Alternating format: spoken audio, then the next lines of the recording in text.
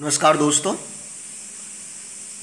आज हम लोग 523 पीडीपीटी का एक बहुत ही महत्वपूर्ण प्रश्न को समझने वाले हैं। प्रश्न है, रूब्रिक्स से आप क्या समझते हैं। रूब्रिक्स क्या है दोस्तों? आप लोग हम सभी जब बच्चों की कॉपी चेक करते हैं, होमवर्क चेक करते हैं या क्लास वर्क चेक करते हैं, जो कुछ भी चेक करते हैं उसके बाद हम लोग अपना कमेंट लिखते हैं। बहुत अच्छा, खराब, अच्छा करो, ये सभी कमेंट्स लिखते हैं उनके कॉपियों में। ये कमेंट्स को ही रूब्रिक्स बोला जाता है। बात समझ में आया? जो हम लोग बच्चों के गृह कार्य, क्लास वर्क या कभी भी उनकी कॉपी जब हम चेक करते हैं तो जो रिमार्क्स हम लोग देते हैं, कमेंट लिखते हैं, वो कमेंट्स को रूब्रिक्स बोला जाता है। क्लियर है? जैसे हम लोग इसको मान लीजिए होमवर्क है किसी बच्चे का, इसको चेक किए, ऐसे चेक किए, फिर यहाँ लिखे डू हार्ड वर्क और ऐसे अपना सिग्नेचर करते हैं, तो ये आपका रूब्रिक्स कहलाएगा।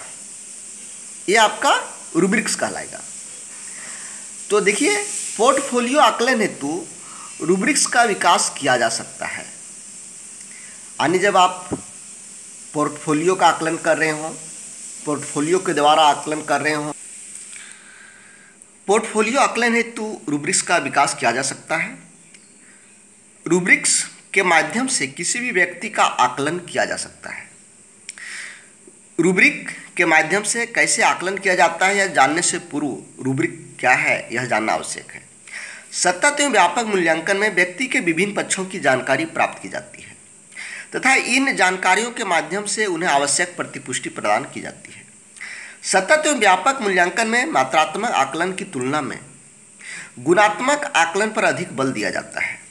गुणात्मक आकलन हेतु शिक्षक के द्वारा रूब्रिक्स का निर्माण किया जाता है। दोस्तों, हम लोग सीसीई की बात थोड़ा कर लें। सतत एवं व्यापक मूल्यांकन। सतत एवं व्यापक मूल्यांकन में बच्चों का मूल्यांकन हेतु विभिन्न जगहों से सूचना प्राप्त करते हैं और विभिन्न जगहों से प्राप्त सूचना का अवलोकन कर, विश्लेषण कर बच्चों का हम मूल्यांकन करते हैं। जैसे विद्यालय में उपस्थिति, अपने दोस्तों के साथ सहभागिता, गतिविधियों में सहभागिता, दोस्तों से पूछताछ, उनके माता पिता से पूछताछ, ये सभी आपका सीसी के मूल्यांकन के लिए बहुत ज़रूरी होता है। पोर्टफोलियो, जांच सूची, तो इनमें से जो ये रूब्रिक्स का निर्माण करते हैं, यानी बच्चों का आकलन करने के लिए ये सभी रूब्रिक्स हैं। इन माध्यमों से जो प्रतिपुष्टि मिलती है, इन लोगों के द्वारा जो सूचना मिलता है, ये आपका रूब्रिक्स है। देखिए, रूब्रिक्स का अर्थ, रूब्रिक का शाब्दिक अर्थ टिप्पणी, निर्देश, शीर्षक एवं सुर्खी है। इसके अलावा शैक्षिक दृष्टि से रूब्रिक को आकलन शीर्ष कहा जाता है। जिसे हमने बताया कि बच्चों को टिप्पणी लिखते हैं या कोई निर्देश देते हैं। निर्देश में क्या लिखा कि साफ साफ लिखा करो,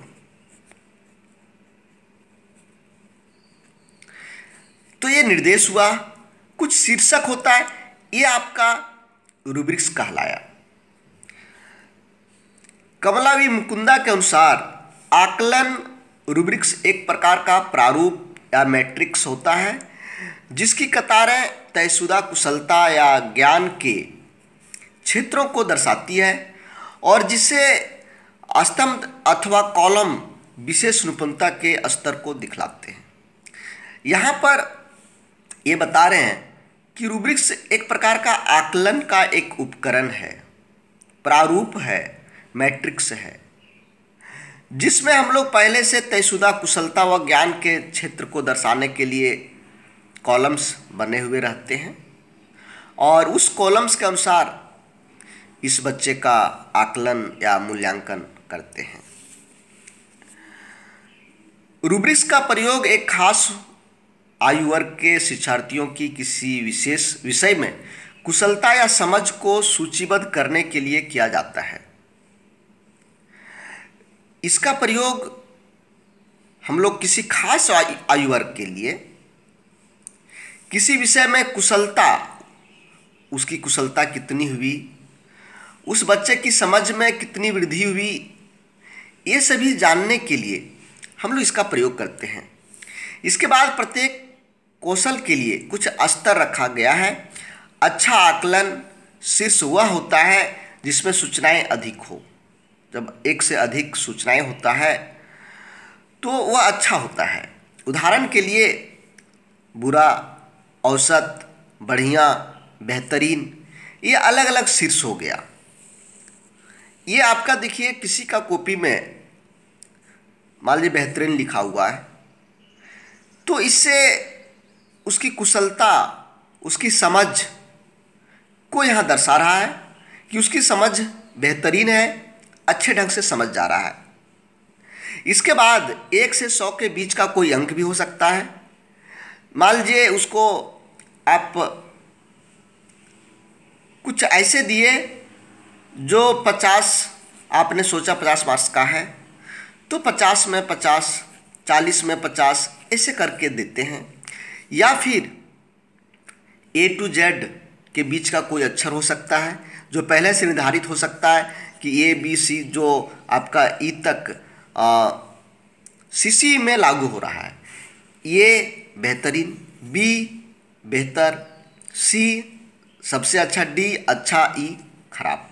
तो इस तरह का एक संकेत अंक भी दे सकते हैं। रूब्रिक्स के माध्यम से वर्णनात्मक रिपोर्ट बनाने में सहायता प्राप्त होगी। अपने विद्यार्थियों को सही सवाल देने के अलावा भी कोई योग्यताएं एवं आयाम हैं और एक शिक्षक के तौर पर उनको ढूंढने के तरीके निकालना आवश्यक है। जैसे विषय में आनंद। दोस्तों, आज से आप लोगों का RRB NTPC का भी तैयारी स्टार्ट होगा, क्योंकि बहुत सारे लोगों का कमेंट आप लोग भी देखते होंगे RRB NTPC के लिए आ रहा है। मेरा एक दूसरा चैनल है मोहन प्रसाद वर्मा, वहाँ पर CTET की तैयारी शुरू हो चुकी है और प्रतिदिन हो रहा है। तो यदि आप मेरे साथ मिलकर RRB NTPC की तैयारी करना चाहते हैं, जहाँ एक योजना के आधार पर आपकी तैयारी होगी, संपूर्ण तैयारी होगी, और इसके लिए यदि मेरे व्हाट्सएप ग्रुप में आप ज्वाइन होना चाहते हैं तो ये मेरा व्हाट्सएप ग्रुप का नंबर है।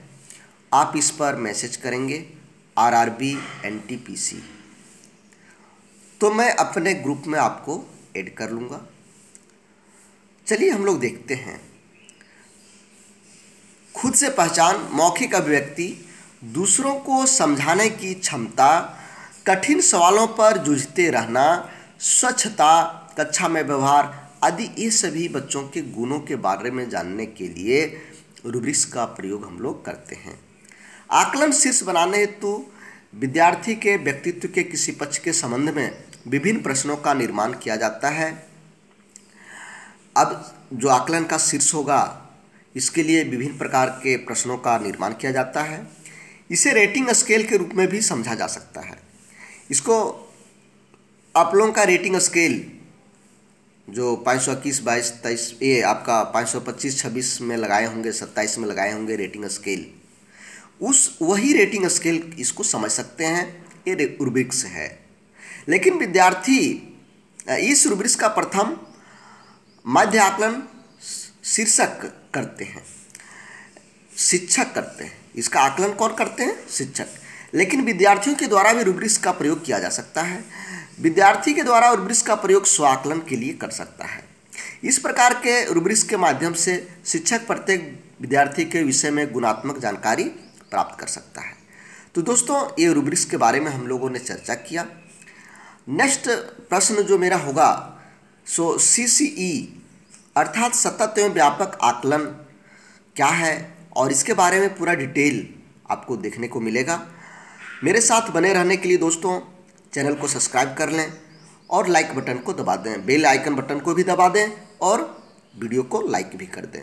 धन्यवाद दोस्तों, फिर मिलते हैं CCE या सतत एवं व्यापक मूल्यांकन के साथ आपके साथ। जय हिंद।